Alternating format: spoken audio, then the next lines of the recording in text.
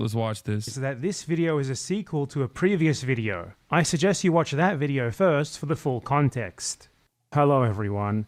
I would like to offer a sincere apology to all of you regarding my previous video, where I denounced the YouTubers Destiny and Lonerbox for their support of the Gaza genocide. I feel like I really let you all down and misled you with that video, because both of them are actually a lot worse than I knew when I made it. Here's a clip that I actually just learned about, where Destiny outright says that he thinks the best solution regarding Israel and Palestine is the complete genocide of Palestinians. Honestly, I'm pro-genocide. It sounds really shit. Like, I think that Israel should just drop its borders about where it is now, and basically Palestinians can go live in another place. That's really shit. Like, that's about where I'm at. You just think the Palestine should just pack up and Native American the out of there? The problem is that it seems like there is a hugely general hostility to Jewish people across really the entire world, but definitely the Middle East. So the problem is that as you weaken Israel's ability for Jewish people to live there, it seems like because there's a lot of different organizations across the Middle East that are highly invested in the destruction of Israel. So that's like a really rough thing too. So it seems like if Israel is forced to make concessions to Palestinians, it threatens Jewish people's ability to have a homeland. And so I don't know. It's really shit. Truthfully, the answer is there's no good answer. It's hard. It's hard. It's a really, really complicated situation. Well, Because it seems like appeasing either end basically means kind of the destruction of the other end. If you give the Jewish people what they want, Palestinians are essentially permanently cucked out of what they feel is their rightful homeland. And if you give Palestinians what they want, then probably a lot of Jewish people are going to die. Yeah. That's true. Now, you might say that he was just joking there, exaggerating, having a good time. I'm not exactly sure how the genocide of the Palestinian people is a laughing matter.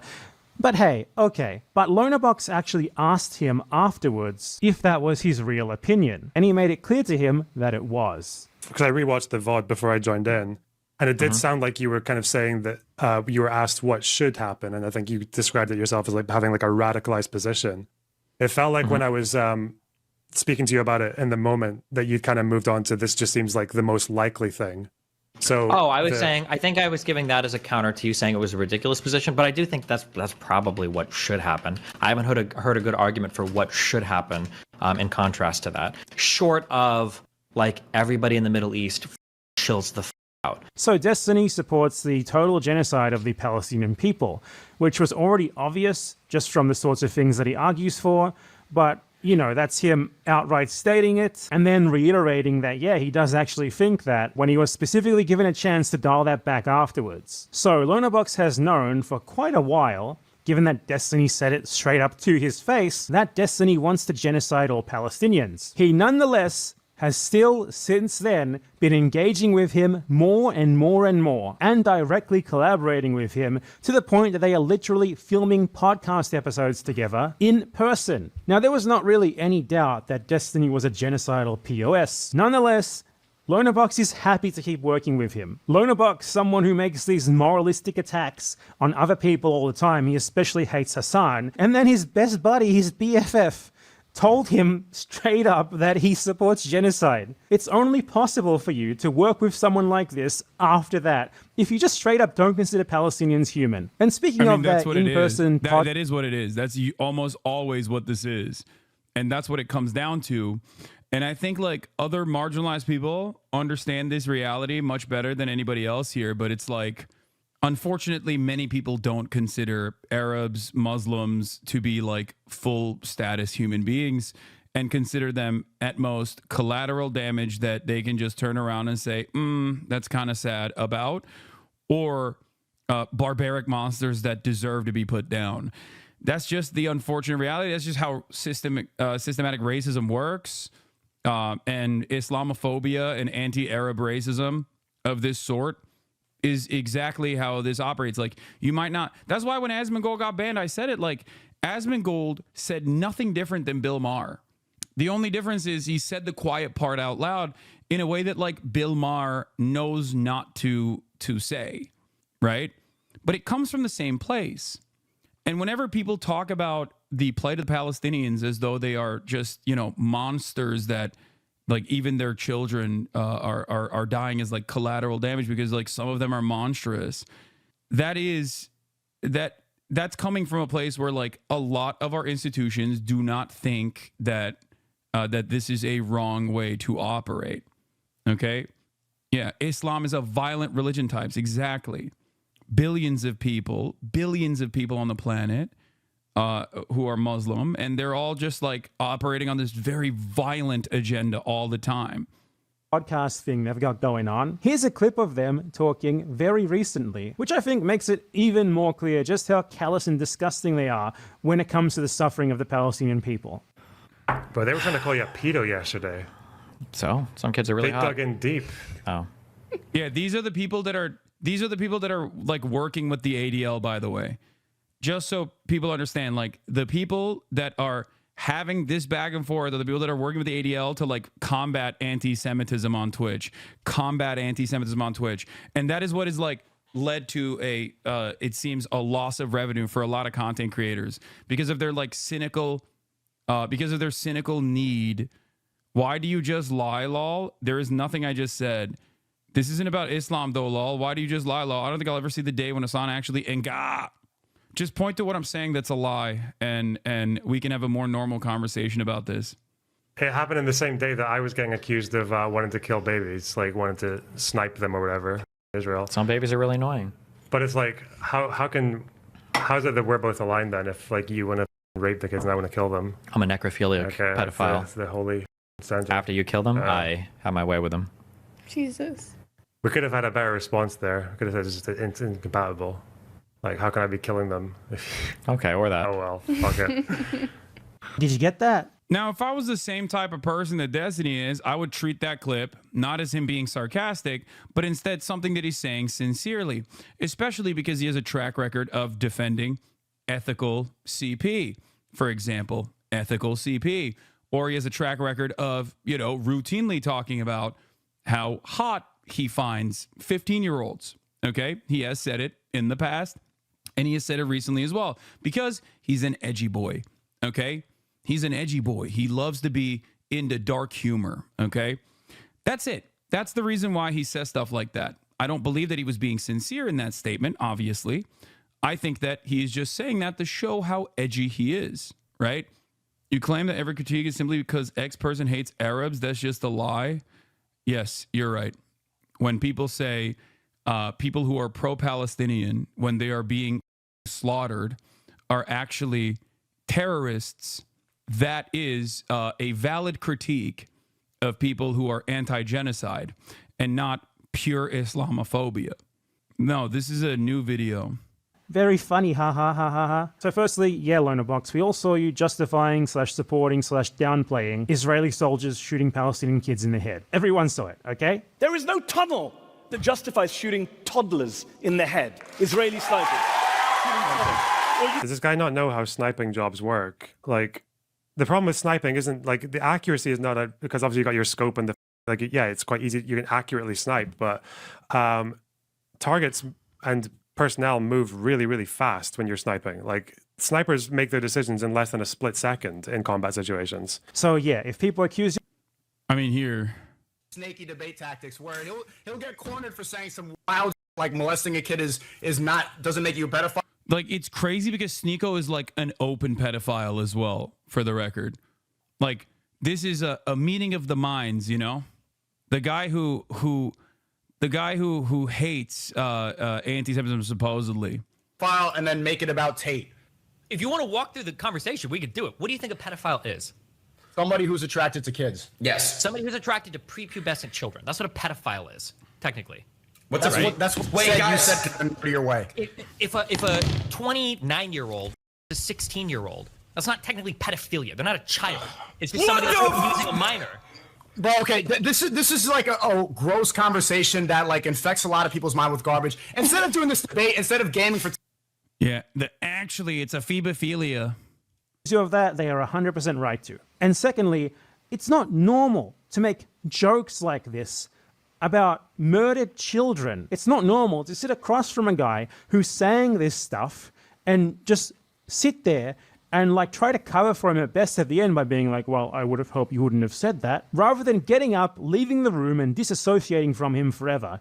This can only happen if you either do not consider Palestinian people human, which I think at this point there is an argument that Lonerbox does not, or you are just such a pathetic grifter, so devoid of any of your own merits, that you are tying yourself to this personality to try and leech off their audience to make some more money. Anyway, so let's move on to Lonerbox's attempted response to me. Firstly, Lonerbox actually caught wind of the fact that I was planning to respond to him, and he privated the VOD. Definitely the behavior of someone who is willing to stand behind what they say, willing to stand behind their beliefs, and who's not desperately trying to hide them because they know how bad it's going to make them look if someone actually goes over them. Unfortunately, I didn't think that he would do this, so I lacked the foresight to download the VOD, so I don't have a copy of it on hand.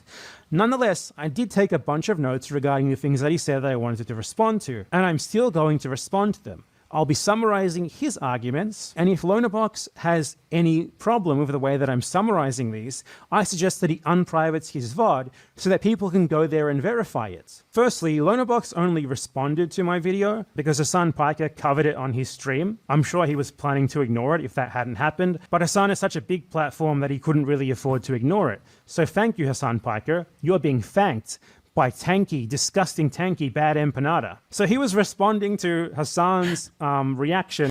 I guess he has no problems anymore with me reacting to his videos, bitch. No, I'm just kidding.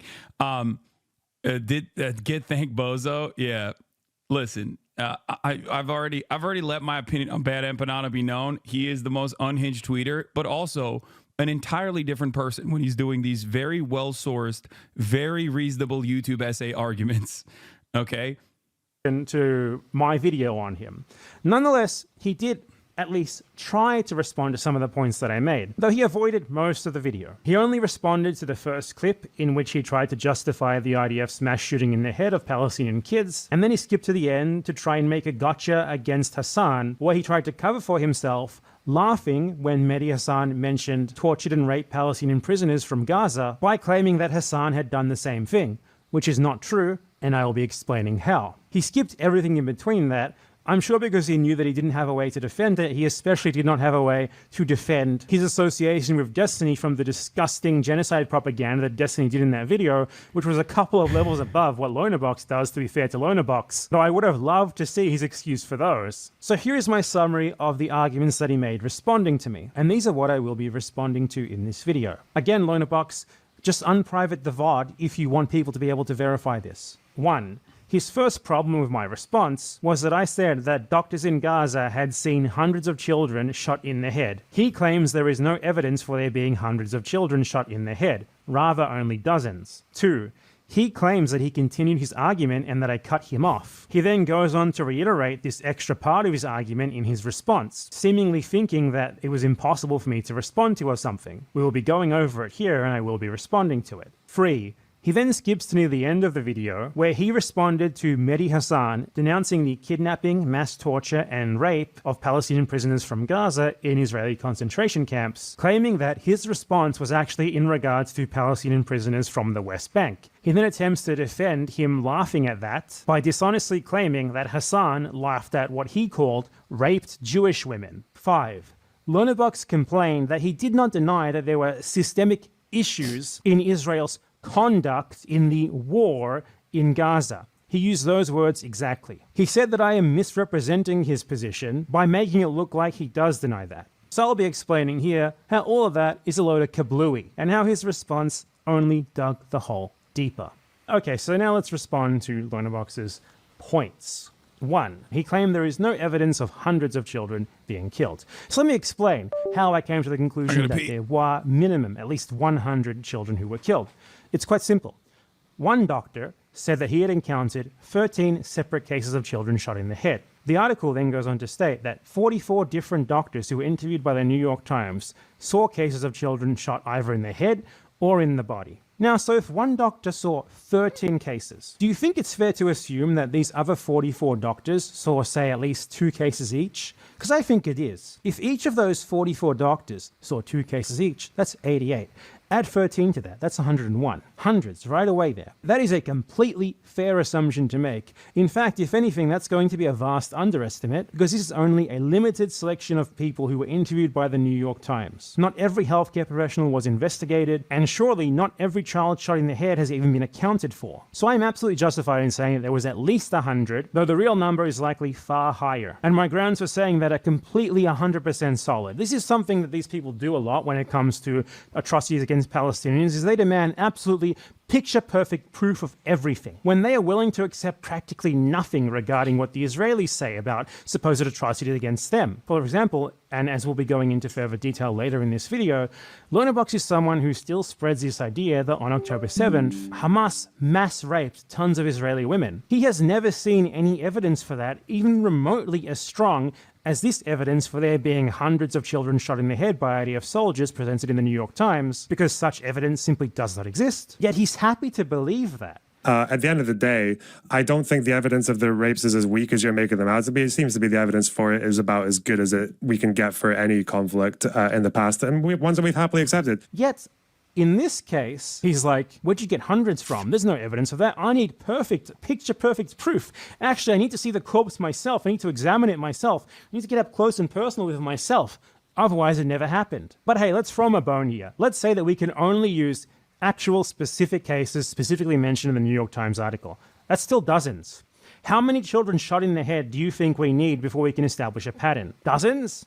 I'd say that's sufficient, right? The desperation in his arguments is very, very clear. Okay, so after that, he then moved on to claiming that I did not watch his follow-up, that I deliberately excluded it from the video. What actually happened is I let him talk, I let him finish everything that he was saying. These people often like to claim they're being clip-chimped dishonestly, even when you just let them speak for like 2 or 3 minutes at a time. And yeah, I'm going to show it to you guys right now so that you can see precisely what I mean. But when Israel shoots children in the head, 3 American doctors went to Gaza.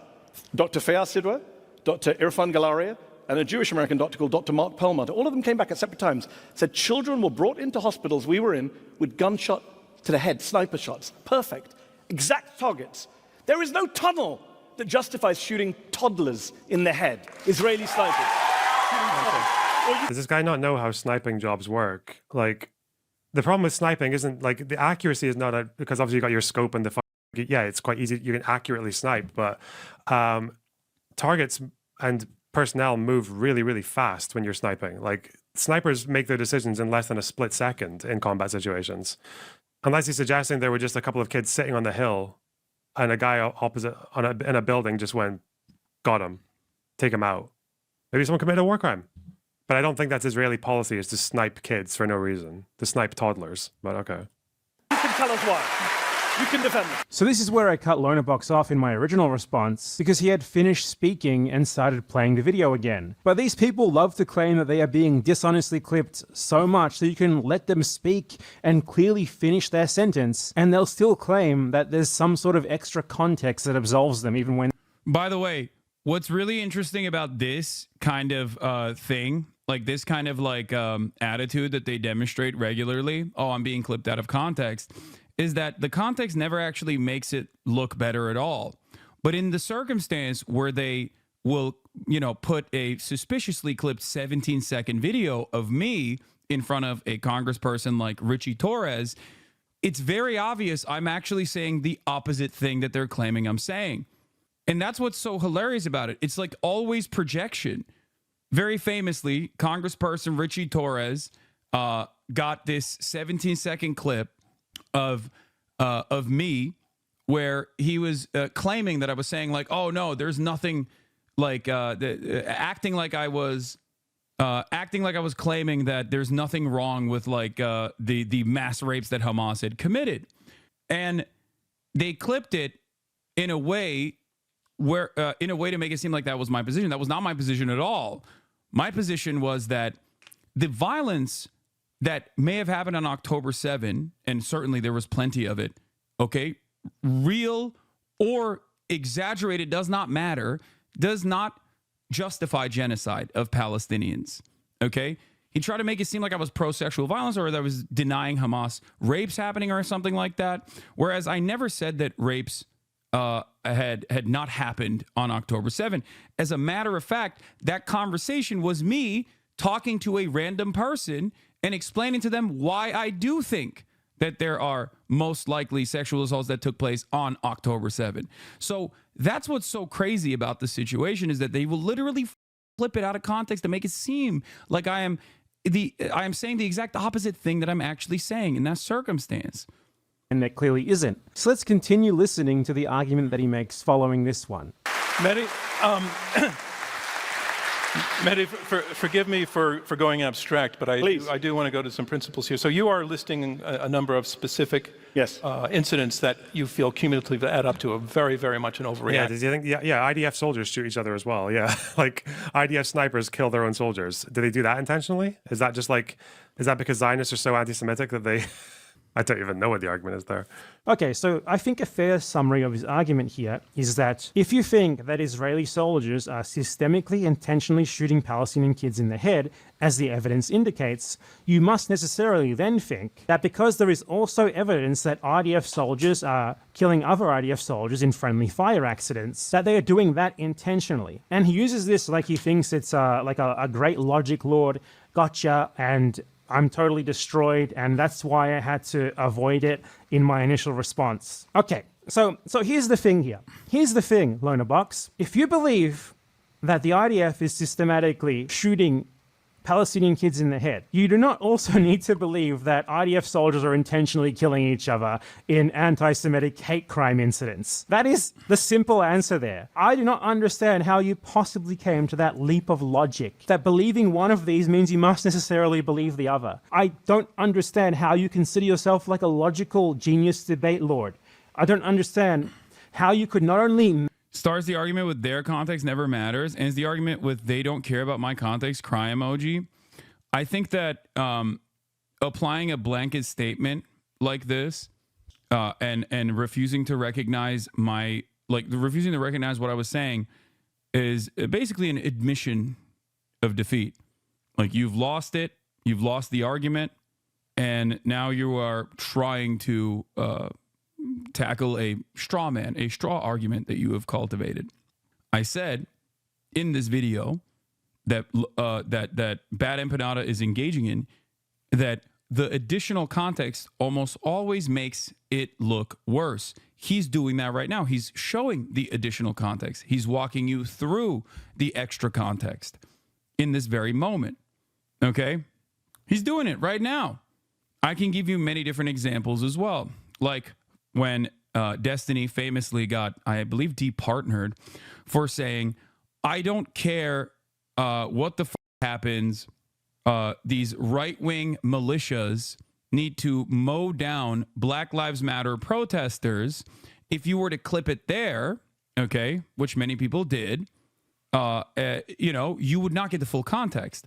The full context of it was that the Black Lives Matter protesters were, in his words, rioting and doing the worst offense of all, which is harming Joe Biden's chances of being elected in 2020. That was the reason why he was in support of right-wing terrorists like neo-Nazis driving into crowds of Black Lives Matter protesters. Do you now feel like the context makes it more permissible, more appropriate?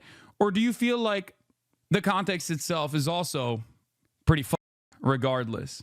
Now, that's just a lie. That clip doesn't even mention Joe Biden. Wait, what? That is the defense that he is. What? Okay, what's your contextually appropriate understanding of Destiny's very famous statement? I was being nice. I was being as charitable as I physically, humanly, possibly can be. And one of a member of his own fan base is in here being like, nah, he just wanted to kill BLM protesters. Okay. Make that point in your first video, but then go over it later in a response to my response and think that it was such a great point that you reiterated it as if it was something that I had intentionally avoided reckoning with because it was so strong. Like, literally, it can be dealt with by saying, those aren't the same thing, as I just did there. But let me explain more to you about why those very clearly aren't the same thing, okay? Are you aware that there are friendly fire deaths in every single situation involving armed conflict? Are you aware that there are not systemic, minimum dozens, more than likely hundreds of cases of children being shot in the head in every single armed conflict? Are you also aware that the logical assumption to make when a soldier kills an allied soldier is that it was an accident, whereas the logical assumption to make regarding a civilian of the enemy population being shot in the head, not once, but in dozens, hundreds of different instances, is that it is being done intentionally. I'd like to just apply a logic to World War II, my friend. German soldiers couldn't have shot those Jewish civilians intentionally. After all, sometimes they accidentally kill each other. You should watch out for this strategy in general, but particularly you should from right-wingers like this, because it is one of their favorite ways of blurring the line between reality and fiction. When they find themselves backed into a corner and unable to actually argue on the facts alone, they draw a comparison between two clearly incomparable things that are vastly different and just confidently act as if they're actually the same, and insist that if you believe one, then you must also necessarily believe the other, when that is not the case at all, and you can just respond to that by saying, those are not the same thing. Now do you understand how it makes no sense that you insist that if you believe that the IDF is systematically shooting children in the head, that you must also believe that IDF soldiers are anti-Semitic when they accidentally kill each other? Learnerbox's fans, if you're watching this, honestly, I want to appeal to you here. I won't delete your comment, I won't argue with you, I won't insult you or anything. Leave a comment below here and explain to us how the hell any of you heard that argument and thought that it was a good one. How any of you thought there was possibly a... Motivated reasoning, cognitive dissonance, that's it. People are already primed to adopt this position, either because of their parasocial relationship with their debate daddy, or because they already feel that that was the truth. And it is much harder to re-examine your preconceived notions of how the world works than it is to just go along with it and then say that everyone else that's telling you that's not the case is actually cynically saying that for some other alternative reason. In the case of Israel, Israel is the most moral nation on the planet. It's the only democracy on the planet. It's the only democracy in the Middle East. These are very common lies that have been told over and over again, right? And if you grew up with that kind of assessment, or that Jews would be defenseless if it were not for Israel, and there is obviously historical truth for why Jewish people would want to have a nation state of their own, for the record, something that I also very readily recognize. When you pair that up with like the real historic violence that Jewish people were subjected to, whether it be pogroms or whether it be the Holocaust, you arrive at this unshakable conclusion, right? That Israel is good and the naysayers are bad. Now, when you look at why the naysayers are bad, you have to figure out why they would be bad. Are they simply attacking Israel because they see that it is unconscionable to operate an apartheid state? It's simply unconscionable to kickstart the development of a nation state by doing the Nakba, which is the ethnic displacement, forcibly ethnically displacing 750,000 indigenous Palestinians from their ancestral homelands? Or is it because of some other secret reason? And that other reason is almost always anti-Semitism. It's always anti-Semitism. That's the defense that defenders of Israel apply to the project. It is always people who are being anti-Semitic. Why do you care about Israel so much? Why do you care about Israel so much? Is it because you're secretly anti-Semitic, or is it because you're openly anti-Semitic? That's the counter to it, okay? And it can't be that it's like an apartheid regime that is backed by American tax dollars. Right? It can't be that. It has to be some other reason. It has to be some cynical reason. So that's it. Most people want a comfortable narrative that allows them to feel like they're not in the wrong. Yeah, gotcha. The desperation to justify what is clearly a systemic practice that has happened far too often to be anything but intentional is disgusting. But another thing that Lonerbox did as a part of that segment is that he accused me of dishonestly claiming that he denies systemic issues in the Israeli military's supposed conduct in the supposed war in Gaza. So let me just address that here. The problem is not that you do not specifically acknowledge individual instances of what you would think are excesses or, you would use some other euphemism. You're already using euphemisms out the ass. Issues in the first place is man, what a mighty fine euphemism. You would never accept anyone talking about issues with Hamas's conduct on October 7th. So please, miss us with that shit. Yeah, I'm talking like the kids, okay? I'm talking like the little kids these days. I'm trying to be cool. I'm old. Just give me my moment. So yeah, that's a clear euphemism. But more broadly, what you argued, specifically, I showed the clip in my original response. I'll show it again here. Tonight, you can choose to be on the side not of cruelty, not of criminality, but on the side of the innocent people of Gaza who are being killed as we speak tonight, as we speak, by Elon's former colleagues in the Israeli military on the orders of Elon's former bosses in the Israeli government. So yes, I choose to oppose this horrific and homicidal motion. Thank you. I think the problem is that if you want to get, I'm trying to think of like how you would illustrate what's wrong with what Mehdi's saying. Is let's assume that every case that Mehdi put forward was true. When he talks about particular incidents. Chat, I know the ADL tweet. I saw it, okay? I saw it as soon as it was dropped. Hey, ADL, y'all got any statement on how someone who said COVID was engineered to spare Jewish people is being nominated to be the head of Health and Human Services? We got, when one of the largest streamers on Twitch, Hasan Piker, spends the hours after the Amsterdam pogrom minimizing its harm without consequence, it's clear the platform still has far to go. Basketball stream is going to happen very soon, by the way. I'm going to leave shortly. It's like the WCK bombing, or the person who was the child who was shot while they were in a car, or like all this kind of stuff. So if they're talking about that, then it's kind of like saying that doesn't really, you could just argue none of that actually says whether or not the broad military campaign is justified or not. You understand that, right? What you argued there is that people cannot take all of the things that Israel is doing in Gaza, which really are most characteristic of what they are doing in Gaza, and that we are not allowed to put them all together to form an assessment of precisely why they are in Gaza and why they are doing these things.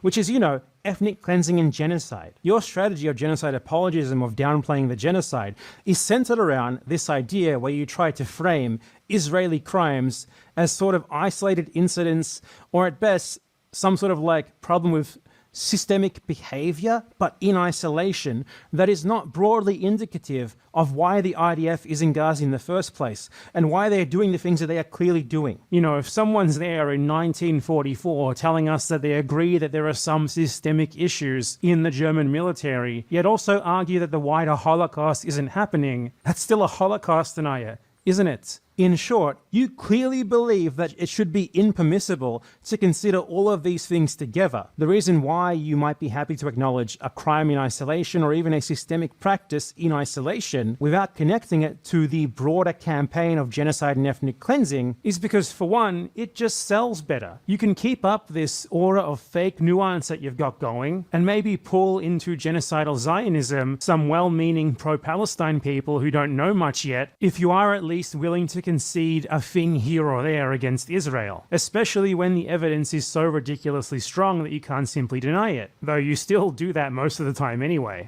And two, it's also because you know that if you actually consider it as a coherent whole, it makes it clear that it is genocide and ethnic cleansing, and you're trying to apologize for the genocide and ethnic cleansing, you're trying to enable it. It really is that simple, and it's ridiculous that you try to deny it. The evidence of this being your goal, of this being what you want, is just so obvious. It's clear from your immediate gut reaction to everything just being to try and justify or downplay. It's blatantly obvious what you're trying to do. And you know why it's obvious? From a pattern of conduct. Not from taking one of your arguments in isolation, but from taking all the different arguments that you make that always just so happen to be apologizing for or downplaying the genocide in Gaza and putting them together to form a coherent whole.